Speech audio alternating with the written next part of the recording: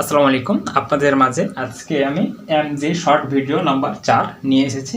তো এই ভিডিওর মাধ্যমে আমরা 1 নম্বর সূত্র, বর্গের 1 নম্বর যে সূত্রটা আছে এটা আমরা ব্যাখ্যা করব।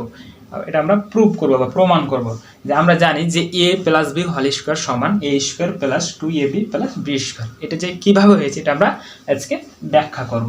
ঠিক আছে? তো এখানে দেখেন এটা হলো বাম পক্ষ, এটা হলো ডান পক্ষ। তো আমাদের এইটার সঙ্গে এটা প্রুভ করতে হবে, তাই তো? তো এখন আমরা যদি বাম পক্ষ লিখি, বাম পক্ষ কি আছে a প্লাস b স্কয়ার। ঠিক আছে, এখন আমরা এটাকে দুইটা করব a plus b into a plus b। আর কি স্কয়ার আছে মানে এটাকে দুইটা আছে, আমরা দুইটা করলাম। এখন আমরা গুণ করব, এ এর সঙ্গে গুণ করব। তাহলে বা যদি এভাবে করি, এ এর সঙ্গে এটা একবার গুণ করব a প্লাস b, আবার a প্লাস b এর সঙ্গে আবার এটা গুণ করব a প্লাস b।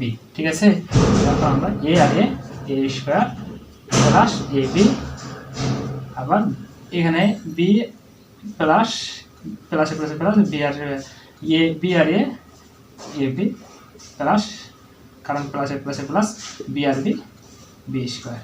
এখন দেখেন a স্কয়ার নিচে নামলো, এটা একটা ab, এখানে একটা ab, তাহলে plus plus plus 2ab plus b square. এ হলো কি ডান পক্ষ সমান ডান পক্ষ। তাহলে আমরা কি এটা a প্লাস b সমান a square plus 2ab plus b square প্রমাণ করতে পারলাম? অবশ্যই পারলাম, প্রমাণিত।